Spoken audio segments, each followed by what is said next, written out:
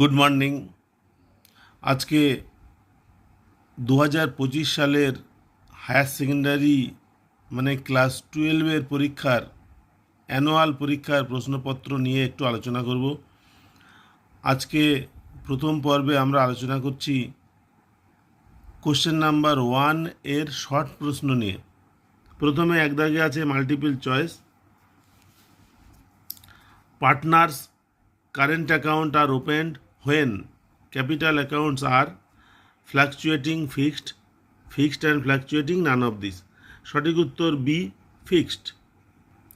2 নম্বর প্রশ্ন, profit and loss appropriation account is a nominal account, personal account, real account, capital account.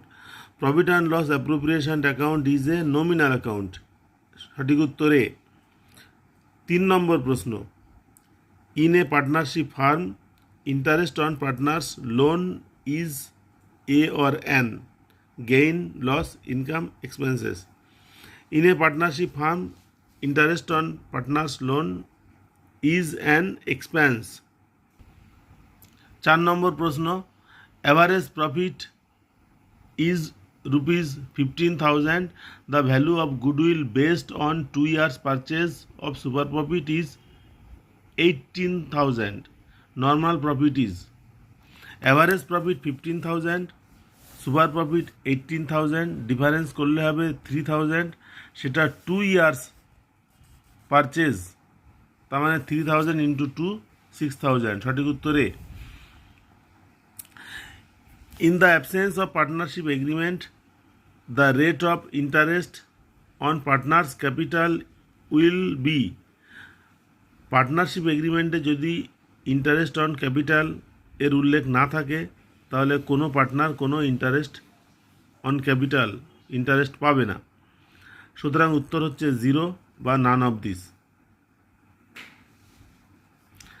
Question number 6, P, Q and R are 3 partners of a firm sharing profit in the ratio 4:5:4. P retires from business and his share of profit is taken by other partners equally. New profit sharing ratio will be PQR এরা 4:5:4 অনুপাতে profit sharing ratio এদের ছিল, তার মানে 4 আর 5 9, 9 আর 4 13। P পাবে 4/13 অংশ, Q পাবে 5/13 অংশ, আর পাবে 4/13 অংশ। এবার পি রিটায়ার করছে এবং তার শেয়ারটা বাকি দুজন সমানভাবে নিচ্ছে। তাহলে পি রিটায়ার করছে, পি পাচ্ছিল কত 4/13 অংশ, সেটাকে দুজনে সমান ভাগে ভাগ করে নেবে, তার মানে 2 দিয়ে ভাগ হবে। 4/13কে 2 দিয়ে ভাগ করলে তার মানে 2/13। এখানে কিউ পাচ্ছে 5/13 অংশ, তার সঙ্গে যুক্ত হবে 2/13।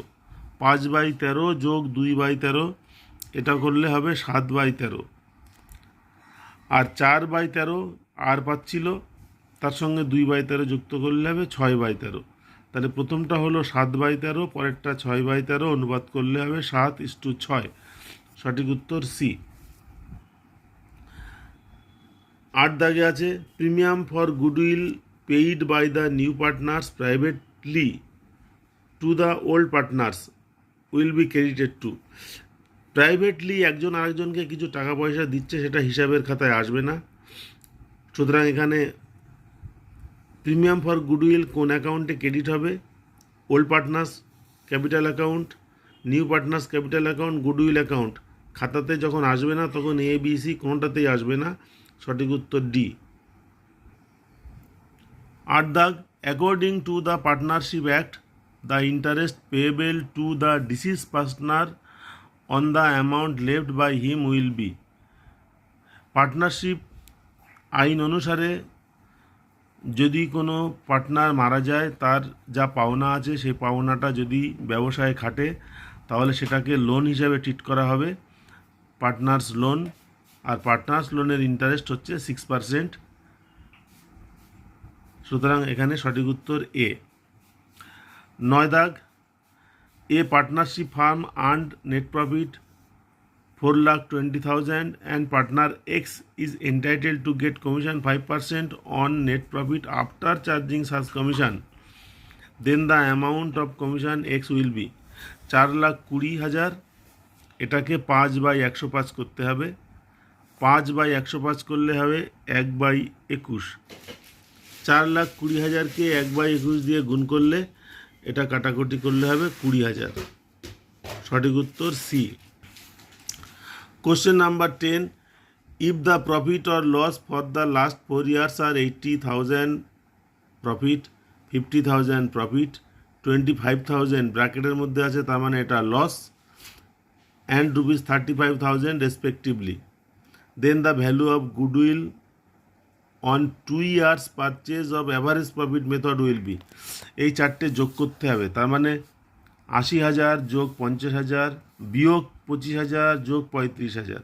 যেহেতু এটা লস তাই মাইনাস হবে, তাহলে 80 আর 50 যোগ করলে 1,30,000, আর 35 থেকে 25 বাদ দিলে হবে 10, তাহলে 1,30,000 আর 10 1,40,000। 1,40,000 এটা 4 বছরের, 4 দিয়ে ভাগ করতে হবে, 4 দিয়ে ভাগ করলে হবে 35,000, অ্যাভারেজ হচ্ছে 35,000, সেটাকে 2 বছরের পারচেজ অফ অ্যাভারেজ প্রফিট, তাহলে 35 গুণ 2 70,000। সঠিক উত্তর বি। 11 দাগ, minimum number of members in a public company is. Public কোম্পানির মিনিমাম নাম্বার হচ্ছে 7 এবং ম্যাক্সিমাম নাম্বার তার শেয়ার সংখ্যা দ্বারা নির্ধারিত হবে। মিনিমাম নাম্বার 7, এখানে উত্তর সি। 12 দাগ, which of the following is not a part of the capital structure of a company. একটা কোম্পানির ক্যাপিটাল স্ট্রাকচারের মধ্যে কোনটা থাকবে না, থাকে না?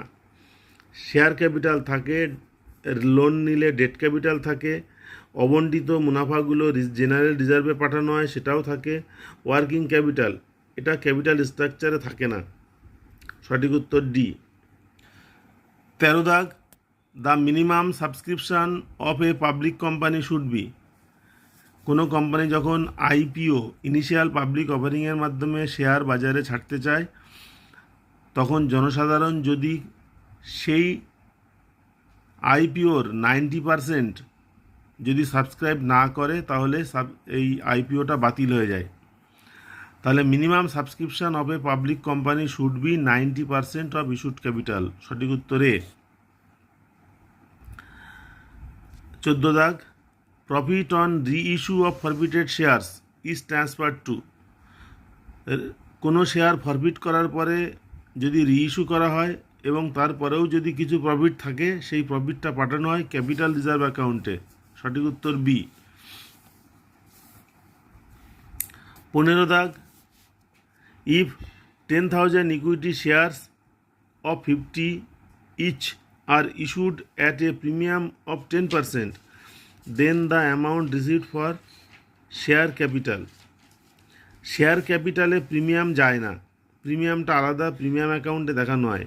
সুতরাং শেয়ার ক্যাপিটাল হবে যতগুলো শেয়ার 10,000 আর তার ফেস ভ্যালু 50, 10,000 গুণ 50 করলে হবে 5 লাখ। সঠিক উত্তর বি। 16 দাগ, according two companies act 2013, interest on কলস ইন এরিয়ার উইল বি চার্জড অ্যাট। 2013 সালের ভারতীয় কোম্পানি আইন অনুসারে কলস ইন এরিয়ারের উপরে যদি ইন্টারেস্ট ধরতে হয় সেটা 10% হারে ধরতে হবে। সঠিক উত্তর সি। 17 দাগের অঙ্কটা ভুল আছে। Which one of the following is not a feature of A joint stock company. Joint stock কোম্পানির অন্য নাম হচ্ছে কোম্পানি। সুতরাং কোম্পানির ক্ষেত্রে লিমিটেড লায়াবিলিটি একটা বৈশিষ্ট্য, কোম্পানির নামে কমল সিল থাকবে, এটা বৈশিষ্ট্য। পারপেচুয়াল এক্সিস্টেন্স, অর্থাৎ কোম্পানিটা আবহমান কাল ধরে চলবে, কোনো একজন দুজন শেয়ার হোল্ডারের মৃত্যুতে বা ছেড়ে চলে গেলে তার জন্য কোম্পানি প্রভাবিত হয় না। সেপারেট এন্টিটি, কোম্পানির নিজস্ব আলাদা একটা এন্টিটি বা সত্তা থাকবে। এই যে কটি পয়েন্ট লেখা আছে সবকটি পয়েন্টই কোম্পানির বৈশিষ্ট্য, কিন্তু এখানে বলেছে which is not a feature, তাহলে উত্তর কোনোটাই নয়। এখানে উত্তরটা ভুল আছে, ওই অপশানটা নেই। ছাত্রছাত্রীরা কোনো একটি অপশান অ্যাটেন্ড করলেই, যে কোনো একটি অপশান অ্যাটেন্ড করলেই ফুল নম্বর পাবে। এরপরে আছে 18 দাগ, premium on issue of debenture is an asset, an income, an expenses, A liability. Premium on issue of debenture এটা ব্যালেন্স শিটে লায়াবিলিটিস দিকে লেখা হয়, সুতরাং এটা একটা লায়াবিলিটি। সঠিক অপশান ডি। 19 দাগে আছে which of the following is a tool of financial statement analysis. Financial statement অ্যানালাইসিসের টুল কোনটি? Cashbook, trial balance, trend analysis, all of this. সঠিক উত্তর ট্রেন্ড অ্যানালাইসিস। 20 দাগ, if sales rupees 4 lakh, 4 lakh, gross profit 25%, closing stock 50,000, what will be the stock turnover ratio? Stock turnover রেশিওর সূত্র হচ্ছে cost of good sold by average stock. তাহলে প্রথমে আমাদেরকে cost of good sold বার করতে হবে। সেলস থেকে গ্রস প্রফিট বাদ দিলে কস্ট অফ গুড সোল্ড পাওয়া যায়।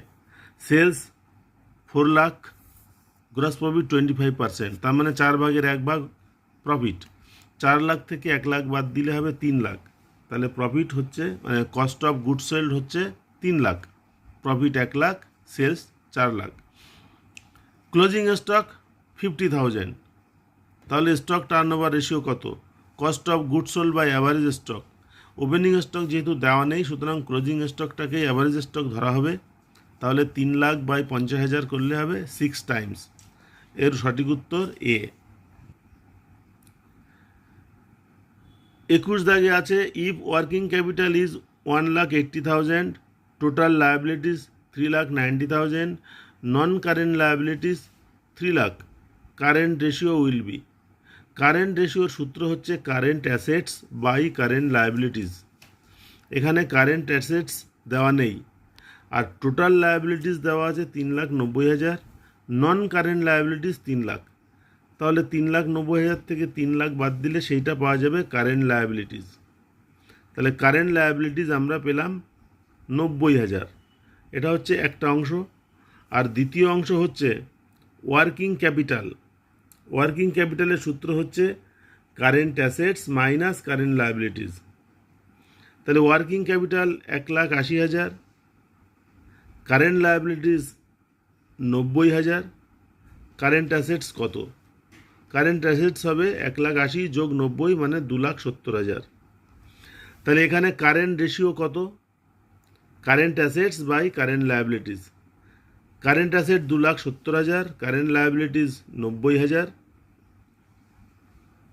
তাহলে অনুপাত হচ্ছে 3:1। সঠিক উত্তর বি।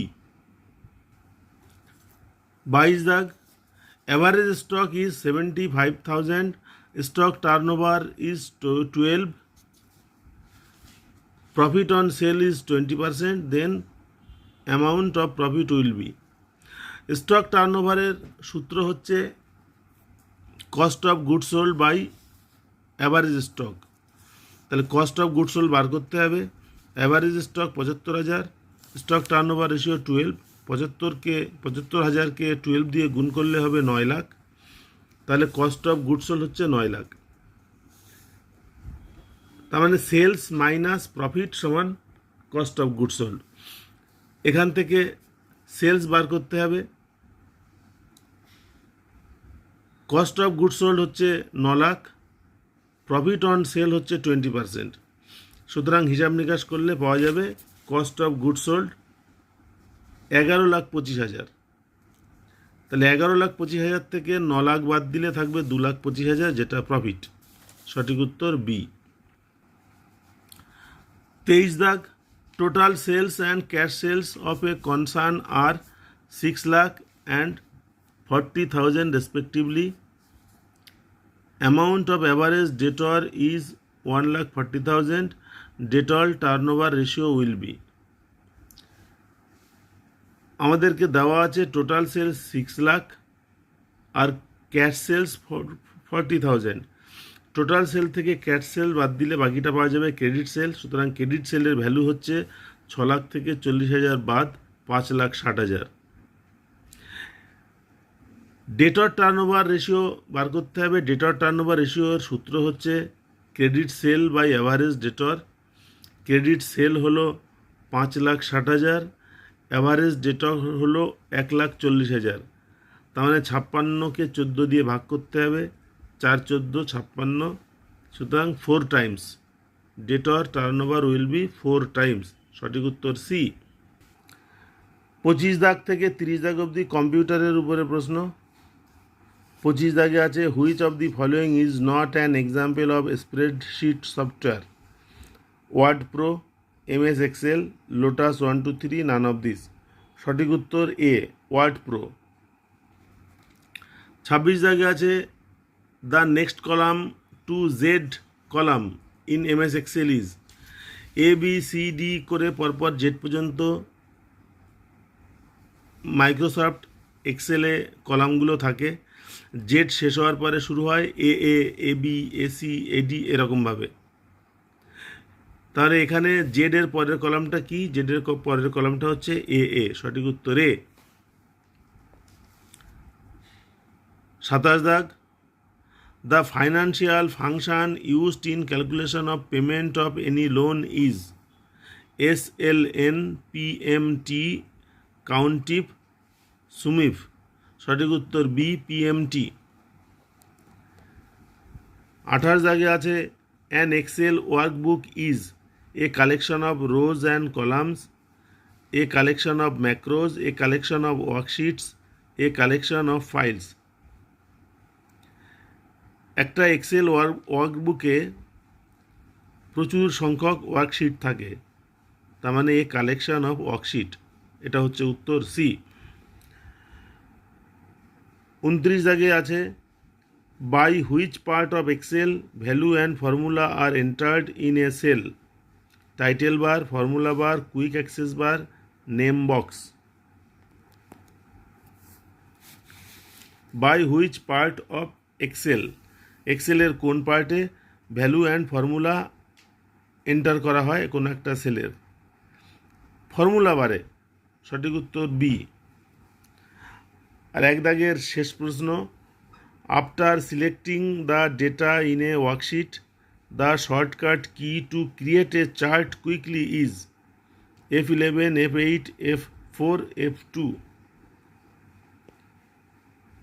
এক্সেল ওয়ার্কশিটে কোনো একটা চার্ট খুব তাড়াতাড়ি ক্রিয়েট করতে গেলে F11 প্রেস করতে হবে। সঠিক উত্তর এ।